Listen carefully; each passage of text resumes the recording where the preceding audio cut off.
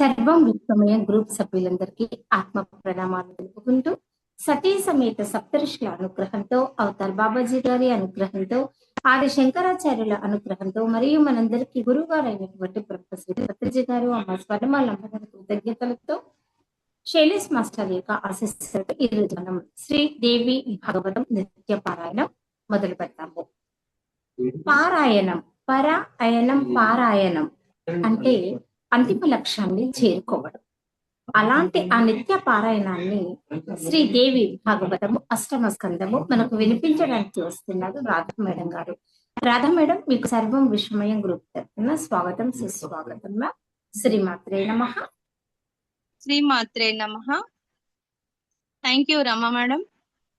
సర్వం విశ్వమయం గ్రూప్ సభ్యులకు, యూట్యూబ్ ప్రేక్షకులకు అందరికీ ఆత్మ ప్రణామాలు. ఓం శుక్లాంబరధరం విష్ణుం శశివర్ణం చతుర్భుజం ప్రసన్నవదనం ధ్యాయేత్ సర్వ విఘ్నోపశాంతయే. గురు బ్రహ్మా గురు విష్ణు గురుదేవో మహేశ్వరః, గురు సాక్షాత్ పరం బ్రహ్మ తస్మై శ్రీ గురవే నమః. వాగర్ధావివ సంపృక్తౌ వాగర్ధా ప్రతిపత్తయే జగతః పితరౌ వందే పార్వతీ పరమేశ్వరో. వందే పార్వతీ పరమేశ్వరో. శృతి స్మృతి పురాణామాలయాం కరుణాలయాం నమామి భగవత్పాదం శంకరం లోకశంకరం. నారాయణ సమారంభం వ్యాస శంకర మధ్యమాం అస్మదాచార్య పర్యంతం వందే గురు పరంపరాం. కేయూరాని భూషయంతి పురుషం హారాన చంద్రోజ్వలా న స్నానం న విలేపనం న కుసుమం నాలంకృతా మూర్ధజా. వాణ్యేకాసమలం కరోతి పురుషం యా సంస్కృతా ధార్యతే. క్షీయంతే ఖలు భూషణాని సతతం వాగ్భూషణం భూషణం. యదక్షర పదభ్రష్టం మాత్రాహీనం చ యద్భవేత్ తత్సర్వం క్షమ్యతాం దేవం నారాయణీ నమోస్తుతే. కాయేన వాచా మనసేంద్రియార్వే బుద్ధ్యాత్మనా వా ప్రకృతి స్వభావత్ కరోమి యత్ సకలం పరస్మై నారాయణాయేతి సమర్పయామి. శ్రీమన్నారాయణాయేతి సమర్పయామి. శ్రీదేవి భాగవతము అష్టమ స్కంధము. శ్రీమాత్రే నమః. మనము నిన్నటి పారాయణలో బ్రహ్మాండం, మొత్తం బ్రహ్మాండంలో ఏదైతే ఉందో అది మన శరీరంలోనే ఉందని సాక్షాత్తు ఆ పరమాత్ముడు విష్ణుమూర్తి గారు నారదుల వారికి చెప్పడము మనము నిన్న తెలుసుకున్నాము. ఆ తర్వాత భూగోళం గురించి, దాని కింద ఉన్న అధోలోకాల గురించి కూడా వివరణ ఇచ్చారు. అక్కడ మయుడి ద్వారా మొత్తం అక్కడ అతనే మన విశ్వకర్మ ఎలా ఉంటారో ఇక్కడ మయుడు కూడా తన సొంత కల్పనతోటి, అంటే కల్పితాలన్నమాట, అవి స్వయంగా ఉన్నాయి కాదు, కల్పించిన నగరాలతోటి ఇక్కడ అధోలోక వాసులు ఎలా ఉంటారనేది చెప్పడం జరిగింది. అయితే మొట్టమొదట మనము ఈ భూలోకంలో కింద ఉన్న అధోలోకాల గురించి తీసుకున్నప్పుడు అందులో మొదటగా వచ్చేది అతలము. అతలము అనేది మొదటి బిల్వములో మయుడు యొక్క పుత్రుడు బలుడు అనేవాడు ఉంటాడు. ఇక్కడ మొత్తం ఈ మయుడి నుంచి వాళ్ళ పుత్రుల నుంచి ఈ లోకాల యొక్క ఏమంటారు ఆధిపత్యం అనేది కొనసాగుతుందంటే వాళ్లే మొత్తము ఆ లోకాలను చూసుకుంటూ ఉంటారు. అట్లా మయుడు యొక్క పుత్రుడు బలుడు అనేవాడు అతలాన్ని చూసుకుంటూ ఉంటాడు. అతడు అఖర్వ గర్వ సమన్వితుడు, అంటే మితిమీరిన గర్వంతో ఉంటాడు. సర్వార్థ సాధకాలైన అతనికి 96 మాయ విద్యలు వచ్చన్నమాట. అతడు సృష్టించగలుగుతాడు. మళ్ళీ అతడు ఎలాంటి వాడంటే అతడు ఆవులిస్తే చాలు ముల్లోకాలను మొత్తము సమ్మోహపరచగల కామినీ మనులను, స్త్రీలను అతడు సృష్టిస్తాడన్నమాట, ఆవిర్భవిస్తాడు. మళ్ళా వాళ్ళంతా స్వేచ్ఛగా విహారినులై అక్కడ వచ్చే పురుషులందరినీ లోబరుచుకుంటూ ఉంటారు. ఇంకా అక్కడ హటక రసంతో, అంటే బంగారు ద్రవముతోటి, విలాస విభ్రమాలతో, అంటే మోహంతో విలాసవంతంగా మోహించడం అన్నమాట. అలా చిరునవ్వులతో అక్కడ పలకరిస్తూ వాళ్ళందరూ అక్కడ ఆ స్త్రీలు ఇతర పురుషులను రమింపజేస్తూ ఉంటారు. మొత్తం భోగా విలాసంగా ఉంటుందన్నమాట. ఈ పాతాళంలో ఉన్న వాళ్ళందరూ భోగాలను అనుభవిస్తూ ఉంటారని ముందుగానే చెప్పారు. అయితే ఇక్కడ వీళ్ళు సృష్టించడం ద్వారా వచ్చిందన్నమాట. వీళ్ళకి తల్లిదండ్రులు అనే వాళ్ళు ఉండరు. కేవలము వాళ్ళు సంకల్పంతో ఇలా సృష్టించగానే ఆవులించగానే అక్కడ మనుషులు అన్న వాళ్ళు రావడం జరుగుతుందన్నమాట. ఇంకా వీళ్ళు కలిగించే ఈ ఆనంద పరవశంలో వాళ్ళు ఎవరైతే పురుషులను సమ్మోహపరుస్తారో వాళ్ళందరూ ఇంకా నా అంత మహావీరుడే లేడు, నేనే మహేశ్వరుణ్ణి, నేనే సిద్ధుణ్ణి, నేనే గజకోటి బలవంతుణ్ణి అని వాళ్ళందరూ వాళ్ళకు వాళ్ళే మురిసిపోయి అట్లా మోహావేశంలో పురుషులందరినీ అట్లా భ్రమకు గురి చేస్తారు ఈ అతలంలో ఉన్న స్త్రీలందరూ. ఇదంతా ఎవరి పని అంటే మయపుత్రుడు యొక్క బలుడి పని అన్నమాట. సంలాప విభ్రమాదైస్య రమయంత్యపితా శ్రియః యస్మిన్నోపయుక్తే జనో మనుతే బహుదా స్వయం ఈశ్వరోహమహం సిద్ధో నాగాయుత బలో మహాన్ ఆత్మానం మన్యమానః సన్మాధంద ఇవ కథ్యతే. ఇట్లా ఈ అతలంలో ఉండే పరిస్థితి మటుకు ఇలా ఉంటుంది. స్త్రీలు మొత్తము పురుషులను ఆకర్షించుకుంటూ ఇలా ఉంటారన్నమాట. ఇంకా దాని తర్వాత రెండవ దానికి వస్తే అది వితలము. అతలము తర్వాత వితలము. ఇందులో శివుడు ఉంటాడు, సాక్షాత్తు పరమేశ్వరుడే. హటకేశ్వర నామధేయంతో అక్కడ శివుడి పేరు హటకేశ్వరుడు. ఇంకా ఆయన తన ప్రమద గణాలు, శివుడితో ఉండే నంది ప్రమద అన్నిటితో కలిసి అక్కడ ఆయన విరాజిల్లుతూ ఉంటాడు. వితలంలో సాక్షాత్తు పరమేశ్వరుడే ఉంటాడు. ఇంకా ఈ బ్రహ్మదేవుడు ఎవరినైతే సృష్టిస్తాడో వాళ్ళందరినీ చూసుకోవడం కోసము ఇక్కడ ఈశ్వరుడు భవానీ సహితుడై అమ్మవారితో విహరిస్తూ వితలంలో ఉంటాడు. ఇక్కడ సకల దేవతలతోనూ ఆయన పూజలు అందుకుంటూ ఉంటాడు. ఈ వితలంలో హటకీ నది అనేది ప్రవహిస్తూ ఉంటుంది. అది ఎలా అంటే బంగారు ద్రవ రూపంలో గాలికి కదులుతూ మంటలాగా కనిపిస్తుంటుంది. ఇక్కడ అన్ని ఇవి అద్భుతాలు అన్నమాట. ఈ ప్రవాహము దీని నుంచి హటకము అనే పేరు కలిగిన బంగారం కూడా ఇక్కడ ఉద్భవిస్తూ ఉంటుంది. బంగారం లభిస్తుంది వితలంలో. దీనితోనే వీళ్ళందరూ ఇక్కడ ఉన్న దైత్యాంగనలు అంటే ఇక్కడ స్త్రీలు ఎవరైతే ఉంటారో వీళ్ళందరూ ఇవి బంగారం తోటి భూషణాలు అంటే ఆభరణాలన్నీ చేయించుకొని ధరిస్తూ సుఖాలను భోగాలను అనుభవిస్తూ ఉంటారు.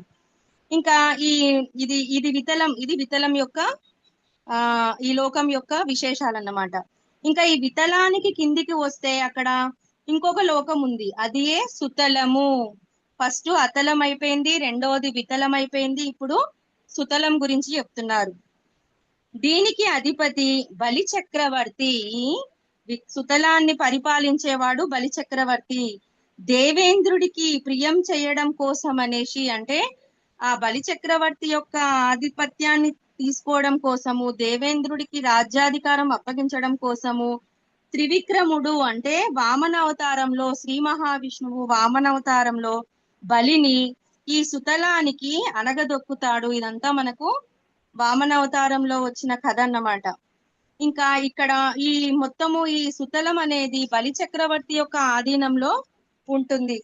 ఇంకా ఆయన స్వయం వ్యక్తిత్వం కలిగి సర్వ సుఖాలను అనుభవింపజేస్తూ ఈ సుతల రాజ్యాన్ని పరిపాలిస్తూ ఉంటాడు. ఇది కూడా విష్ణుమూర్తి యొక్క అనుగ్రహ విశేషమే.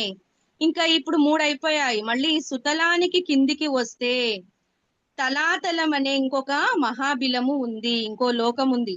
మళ్ళీ ఇక్కడ అధిపతి ఎవరంటే సాక్షాత్తు మయుడు అనే దానవేంద్రుడు. మళ్ళీ మయుడు అనే ఇంకొక అసుర రాజు అన్నమాట. అక్కడ ఆయన ఎలా ఉన్నాడంటే ఇతడు త్రిపురాసుర సంహారం చేసిన శివుడు ఇతడిని అనుగ్రహించి ఈ రాజ్యాన్ని అప్పగించాడు.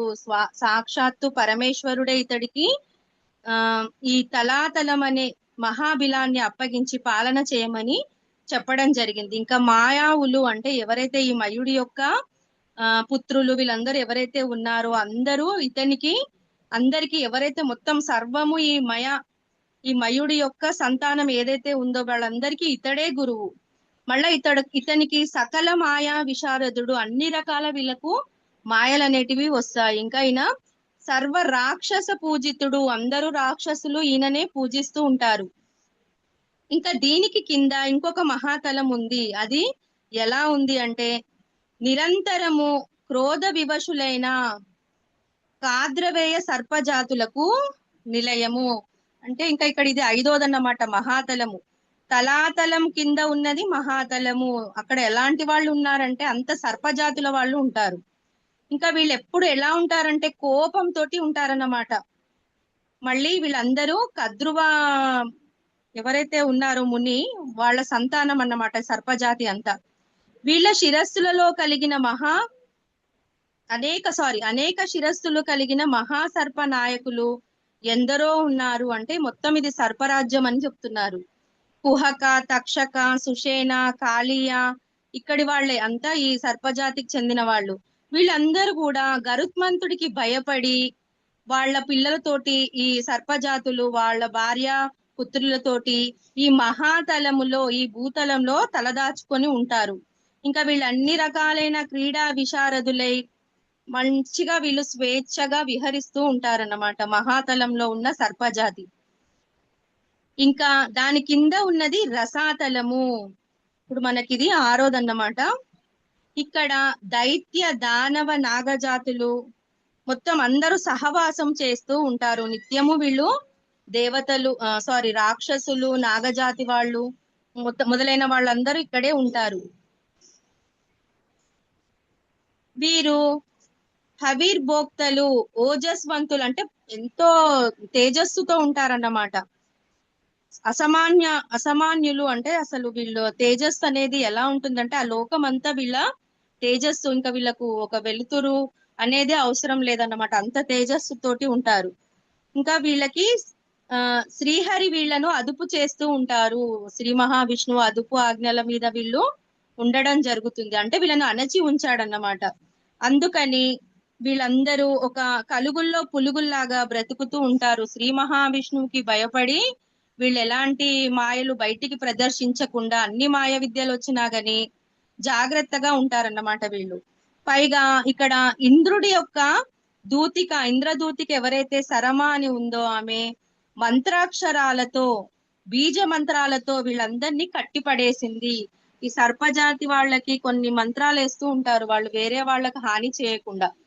అలా శ్రీ మహావిష్ణువు యొక్క భయముతోటి వీళ్ళు అలా ఉండడము. మళ్ళీ ఇక్కడ ఇంద్రుడి యొక్క దూతిక కూడా ఆమె బీజ మంత్రాక్షరాలతోటి ఈ సర్పజాతిని అందరినీ కట్టడి చేసి పడేసిందన్నమాట. ఇంకా 6 అయిపోయాయి. 7వది వచ్చేసి పాతాళము. ఇక్కడ అనంతుడు ఉంటాడు. ఇది నాగలోకము. ఇది చాలా ప్రసిద్ధమైనది. ఇక్కడ వాసుకి, శంఖ, కులిక, శ్వేత, ధనంజయ, మహాశంఖ, ధృతరాష్ట్ర, శంఖచూడ, కంబల, అశ్వతర, దేవోపదత్తక ప్రముఖులందరూ ఇక్కడే ఉంటారు. అంటే నాగజాతిలో ప్రసిద్ధమైన నాగులన్నీ ఇక్కడే నివసిస్తూ ఉంటాయి. మళ్ళీ వీళ్ళు కూడా క్రోధామర్షులు, అంటే చాలా కోపంతో ఉంటారన్నమాట. పెద్ద పెద్ద పడగలతోటి నిలువెల్లా విషముతో ఉంటారన్నమాట వీళ్ళు. 5 పడగలకి తక్కువగా ఎవ్వరు ఉండనే ఉండరు. అంటే వీళ్ళు దేవజాతికి సంబంధించిన నాగులు అన్నమాట. 1000 పడగల వాళ్ళు కూడా ఉంటారు. అందరికీ ఆ పడగల మీద దగదగలాడే మణులు ఉంటాయి. ఆ తలల పైన 5 తలలుంటే 5 తలలకి ఒక్కొక్క తలకి ఒక్కొక్క మణి ఉంటుందన్నమాట. 5 మణులు. 1000 పడగలుంటే 1000 మణులతోటి అంత వెలుగుతోటి వాళ్ళు ప్రకాశిస్తూ ఆ లోకంలో మొత్తం ఆ మణులతోటే అంతా వెలుగుతూ ఉంటుందన్నమాట. మొత్తం ఆ కాంతితోటే ఆ పాతాళం మొత్తం నిండి ఉంటుంది. ఇక చీకటి అనేదే ఉండదు అక్కడ. ఇలా ఈ పాతాళంలో 30,000 యోజనాల వరకు మూల ప్రదేశంలో తామసీ రూపంలో ఒకానొక భగవత్ కళ ఉంటుంది. భగవంతుడి యొక్క కళ ఉంటుంది. అదే అనంతుడు. అతడే పెద్ద సర్పం అన్నమాట. అనంతుడు అన్నమాట. సర్వదేవ ప్రపూజిత అనంతుడు ఉంటాడు అక్కడ. ఆయన మొత్తం ఆ పాతాళ లోకం మొత్తము అందరూ అతన్ని పూజ చేస్తూ ఉంటారన్నమాట. అస్య మూల ప్రదేశే 30 సహస్రకేంతరై యోజనై పరిసంఖ్యాతే తామసీ భగవత్కళా అనంతాఖ్యానం సమస్తేహి సర్వదేవా ప్రపూజిత. ఇట్లా 1000 తలల ఆదిశేషుడు ఇక్కడే ఉండి ఆయన మొత్తం ఈ భూగోళాన్ని, ఈ భూమిని మోస్తూ ఉంటాడు. అతని శక్తి అపారమైనది, అనంతమైనది. అందుకనే అనంతమైన శక్తి కలవాడు కాబట్టే అతన్ని అనంతుడు అనేసి పిలుస్తున్నారు.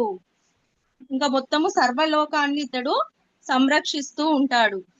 ఒకప్పుడు ఇతడి బురువు మధ్య భాగం నుంచే, అంటే ఈ అనంతుడి యొక్క ఆజ్ఞా చక్రము 2 కనుబొమ్మల మధ్య ఉన్న బొట్టు పెట్టుకునే ప్రాంతం నుంచే ఒక సంకర్షణుడు అనే రుద్రుడు రావడం జరిగింది.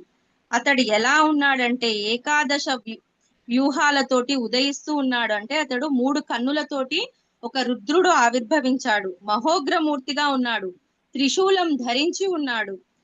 ఇతనికి అందరూ సత్వగుణ శ్రేష్ఠులైన సర్పనాయకులు అందరూ ఇతని నిత్యము ఏకాంత భక్తి యోగముతోటి ఆయన పాద పద్మాలను సేవిస్తూ, ఆయనను పొగుడుతూ, ఆయనను కీర్తిస్తూ, ఆయననే పూజిస్తూ ఉంటారు.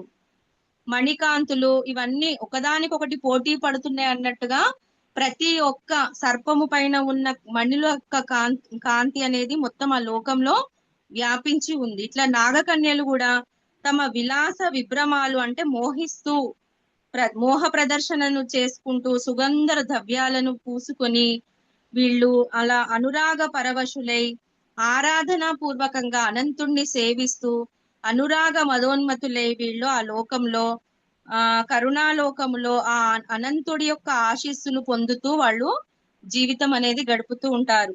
సోనంతో భగవాన్ దేవో నంత సత్వో మహాశయః అనంత గుణవాదిస్య ఆదిదేవో మహాద్యుతిః సంహృతామర్ష రోషాది వేగో లోక శుభాయ చ అస్తే మహతత్వనిధిః సర్వదేవ ప్రపూజితః.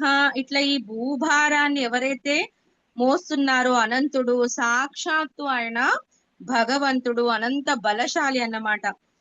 అనంత గుణ సముద్రుడు, ఆదిదేవుడు అతడే. మొత్తం అధోలోకాలు ఏవైతే ఉన్నాయో ఆ లోకాల వాళ్ళకందరికీ ఆయననే సాక్షాత్ భగవంతుడు.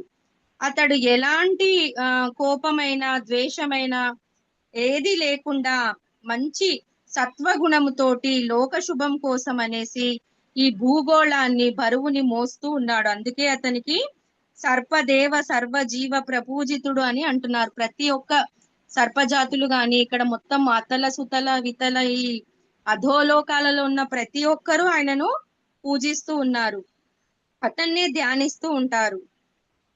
ఇలా అమృతమైన వాక్కులతోటి అందరినీ ఆప్యాయంగా అతను పలకరిస్తూ ఉంటాడు. వాడని వైజయంతి మాలను ధరించి ఉంటాడు.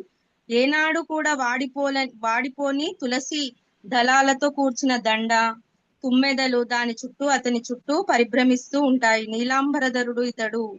ఇట్లా సాక్షాత్ భగవంతుడైన ఈ అనంతుడి యొక్క అనుభవాలను సనాతనులైన ఎవరైతే బ్రహ్మపుత్రులు ఉంటారో సనకస నందనాదులు, ఈ బ్రహ్మదేవుడి యొక్క సభలో ఈ అనంతుడి గురించి వాళ్ళు అక్కడ పైలోకాలలో గానం చేస్తూ ఉంటారన్నమాట. మహాకల్పాలు, ఉత్పత్తి స్థితిలయలు, మొత్తం సత్వరజ తమో గుణాలు అనంతుడి చూపుడి నుంచే ఇక్కడ ఉద్భవించడము, ఆవిర్భవిస్తున్నాయి. ఇతడు స్థిరమైన వాడు, ఏకనాముడు, అనేక నామధారి. ఇతడి దారి ఏమిటో తెలిసిన వాళ్ళు లేరు. ఇతడు అన్ని రకాలుగా ప్రజలందరినీ అంటే అతల సుతల వితల ఆ పాతాళ లోకం వరకు ఉన్న ఆ 7 లోకాల వాసులకు పూజనీయుడు అన్నమాట.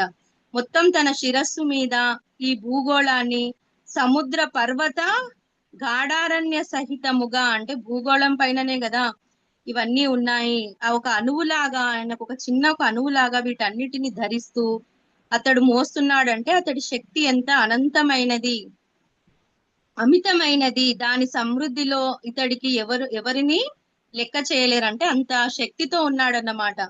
స్వతంత్రుడై భూగోళాన్ని లీలగా అతనే భరిస్తూ ఉన్నాడు. ప్రతి ఒక్కరిని ఇతడు అలరిస్తూ ఉన్నాడు. మూర్ధన్యర్పితమనువత్సః సమ్మూర్ధో భూగోళం సగిరి సరిత్ సముద్ర సత్వం అనంత్యాధనమిత విక్రమస్య భూమ్నః కో వీర్యాణ్యాదిగణయే సహస్రజిహ్వా. ఇట్లా అనంతుడి యొక్క ప్రభావము ఉన్నది ఉన్నట్టుగా వివరించి చెప్పాలంటే 1000 నాలుకలు కూడా మనకు సరిపోవనేసి శ్రీ మహావిష్ణువే చెప్తున్నారు. మొత్తం ఈ జీవకోటి గతులకు ఆయననే ఈ కర్మ నిర్మితాలుగా అతన్ని చూసుకుంటున్నాడు. ఈ మృగాలు గాని పక్షులు గాని మనుష్య జాతులన్నీ కూడా అవి కర్మబద్ధాలే. అవి వాటి కర్మల వల్లనే జీవం అనేది మొదలు పెడుతున్నాయి. ఈ కర్మకు అనుగుణంగానే కోరికలు అనేటివి కూడా మనకి కలుగుతూనే ఉన్నాయి. వాటిని ఎవరైతే ధర్మబద్ధంగా ఉపదేశానుగుణంగా తీర్చుకుంటారో వాళ్లే జన్మలో పరిపక్వతను పొందుతారు. మనం ఏ ఒక్క పురాణం తీసుకున్నా గాని ఏదైనా గాని అందులో ఒకటే చెప్తారు, ధర్మబద్ధంగా ఉండాలి మనం కోరుకునే కోరికలు. అప్పుడైతేనే ఆ భగవంతుడు కూడా మనని ఆ కోరికలు అనేటివి సక్సెస్ అవుతాయని చెప్తున్నారు. ఇట్లా నారాయణ మహర్షి ఇంతవరకు చెప్పి క్షణకాలము విరమించాడు. ఇదంతా ఎవరు? శ్రీమన్నారాయణుడు ఇదంతా చెప్పి కొద్దిగా విరామం తీసుకున్నారు. అప్పుడు నారదుల వారు అడుగుతున్నారు, ఇంకొక ప్రశ్న వేశారు, ఈ కర్మలు సమానమైనప్పుడు లోకానికి ఇంతటి కర్మ వైవిధ్యం అనేది ఎలా వచ్చింది, ఇది తెలుసుకోవాలని ఉంది అని అడిగారు. అప్పుడు నారదమునికి చెప్తున్నారు, కర్మను ఆచరించే కర్తకు ఉన్న శ్రద్ధను బట్టి ఈ గతి వైవిధ్యం అనేది ఏర్పడుతూ ఉంది. అంటే గుణత్రయ ప్రభావం వల్ల వాటి ఫలితాలలో భేదం వస్తుంది. అంటే ఇది భగవద్గీతలో ఉన్నదే ఇందులో వచ్చింది. మళ్ళీ కర్తుహు శ్రద్ధ వాషా దేవా గతయోపి పృథగ్విదాః త్రిగుణాత్వాత్ సదాతాసం ఫలం విసదృశం త్విహ. అంటే కర్మాచరణంలో సాత్విక శ్రద్ధను వహించినట్లయితే, అంటే సాత్విక బుద్ధితోటి ఉండాలి. సత్వరజ తమో గుణాలు ఉన్నాయి కదా, మొదటిది సత్వగుణం తీసుకోవాలని చెప్తున్నారు. అట్లా శ్రద్ధ వహించినప్పుడే కర్త ఎవరైతే ఉంటాడో అతడు సుఖపడతాడు. రాజస శ్రద్ధకు ఫలితము దుఃఖమే. రాజస శ్రద్ధ అంటే ఇక్కడ కోరికలు, విపరీతమైన కోరికలు, అది చేయాలనిపించాలి, ఇది చేయాలనిపిస్తుంది, వాటిని అణుచుకోలేక అలాంటి కోరికల వెనకాల పరిగెడితే అది ఫలితము దుఃఖమే అని చెప్తున్నాడు భగవంతుడు. తర్వాత తామస శ్రద్ధ, ఇది ఇంకా విపరీతమైనది. ఇది ఎలాంటిదంటే ఏదైతే కోరుకోవద్దంటామో అదే కోరుకుంటారన్నమాట. తామస మొండితనంతో ఉంటారు. అలాంటి వాళ్ళకి ఏముంటుంది, దుఃఖంతో పాటు మూఢత్వం ఎక్కువగా ఉంటుంది అని వాళ్ళ ఫలితం కూడా శూన్యమే. కాబట్టి శ్రద్ధలో ఉండే తారతమ్యాలను బట్టి ఫలాలు కూడా వైచిత్యము ఏర్పడుతూ ఉంటుంది. అంటే సాత్విక బుద్ధితోటి ధర్మబద్ధంగా ఉండాలి అని చెప్తున్నారు. ఇంద్రియాలను అదుపులో ఉంచుకోవాలి, ఉన్న దాంట్లోనే తృప్తి పడాలి, అత్యాశలకు పోకూడదు అనేసి ఇక్కడ సారాంశం. సాత్వికాయ శ్రద్ధాయ కర్తుహి సుఖిత్వం జాయతే సదా దుఃఖిత్వం చ తథా కర్తుః రాజస్య శ్రద్ధయా భవేత్ దుఃఖిత్వం చైవ మూఢత్వం తామస్య శ్రద్ధయోదితం తారతమ్యతు శ్రద్ధానాం ఫలవైచిత్యమీరితం. కాబట్టి ఉన్న దాంట్లోనే తృప్తిగా ఉండమనేసి ఆ పరమాత్ముడు చెప్పడం జరిగింది. దీనితో ఈ పారాయణం ఇక్కడికి సంపూర్ణం. సర్వం శ్రీ జగన్మాత చరణార విందార్పణమస్తు. స్వస్తి. లోకా సమస్తా సుఖినో భవంతు. సర్వే జనా సుఖినో భవంతు. ఓం శాంతి శాంతి శాంతి. శ్రీమాత్రే నమః.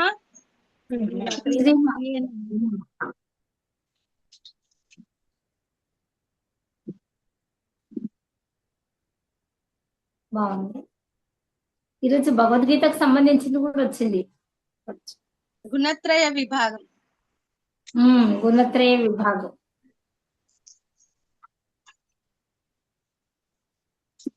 లక్ష్మీకళ మ్యామ్ పాట పాడండి. ఇప్పుడు వాడాను కదా మేడం, వేరే వాడాను. ఇంకెవరైనా చాయిస్? ఎప్పుడు మేమే కాదు, అమ్మవారి పాట పాడలే కదా. Okay madam. అయ్యవారిది పాడారు, అమ్మవారిది పాడారు. ఎవరైనా పాడొచ్చు. ఎవరైనా పాడొచ్చు. పాడతారా వీరమణి మేడం? మ్యామ్, సువర్ణ మ్యామ్. చేస్తాను భక్తితో వ్రతమే, మహిలో మహిమేత ఈ మాత, పాలించుము మాత, పరిపాలించుమా అమ్మా సంతోషి, అమ్మా సంతోషి. చేస్తాను భక్తితో వ్రతమే, మహిలో మహిమే తల్లి మాతా, పాలించుమా పరిపాలించుమా.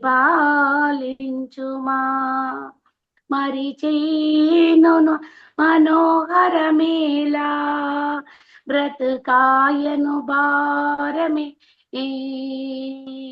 దూషించేవా వేసునులే, దయతో లోకమే మరి ఈ మౌనము, ఈ మౌనము వలదమ్మా, కృషితో మేలుమా మహిలో మహిమే మాత, ఆ పాలించుమా పరిపాలించుమా అమ్మా సంతోషి, అమ్మా సంతోషి, అమ్మా సంతోషి, అమ్మా సంతోషి. భాగ్యాలనిచ్చే బాంధవిలోనా, భాగ్యాలనిచ్చే బాంధవిలోనా, కాననివ్వే లేదా అమ్మా, కరుణించవా అమ్మా, కరుణించవా అమ్మా సంతోషి, అమ్మా సంతోషి. చేస్తాను భక్తితో వ్రతమే, మహిలో మహిమే కలి మాత, పాలించుమా పరిపాలించుమా. ఏ నాటికి నీ కృపనే కోరాను, ఏ నాటికి నీ కృపనే కోరాను, మహిలో మహిమే కలిగిన మాత, పాలించుమా పరిపాలించుమా అమ్మా సంతోషి, అమ్మా సంతోషి. శ్రీమాత్రే నమః. సూపర్ మేడం, చాలా మంచి పాట పాడారు. ఏదో కొద్దిగా గుర్తొచ్చింది రాజా గారు, పూర్తిగా కాదు, కొద్ది గుర్తొచ్చింది, అక్కడక్కడ అన్ని తప్పులు అయ్యాయి. ఈసారి పర్ఫెక్ట్ గా నేర్చుకుంటారు. మీ అందరి సహకారంతో నేర్చుకుంటాను. నేను 16 వారాలు చేశాను పూజ. అది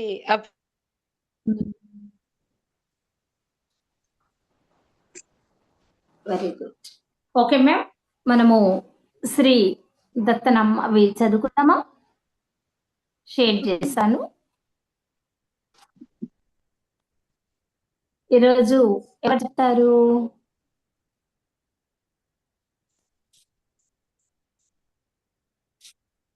చెప్పాలా మేడం? చెప్పు. ఒక్క నిమిషం, నేను అది ఓకే. కనిపిస్తుందా మ్యామ్? అనిపిస్తుంది మేడం. చెప్పండి.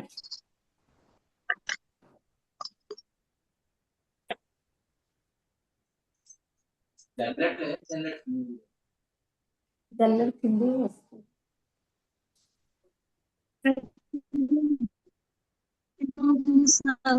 స్మరించవలసిన వాక్యాలు ఉన్నాము, మనము ఆరోగ్యంగా ఉన్నాము, మనము విజేతను, మనము అవకాశాలను ఆకర్షిస్తున్నాము, మనము ప్రతి విషయంలోనూ సమకూలంగా పాజిటివ్ గా ఆలోచిస్తాము, మనకు కలిగి ఉన్న దాన్ని పట్ల మనము సంతృప్తి ఉన్నాము. దత్త భగవానుని కృప నాపై సదా వర్తిస్తుంది. మనకు అంతా మంచే జరుగుతుంది. జై గురుదేవ దత్త. జై గురుదేవ దత్త. జై గురుదేవ దత్త. జై గురుదేవ దత్త. గురుదేవ బాగా దత్త. చెప్పారు. జై గురుదేవ దత్త. బాగా చెప్పారు. భగవద్గీత అయిపోయిందా? నమః. భగవద్గీత అయిపోయిందా మేడం?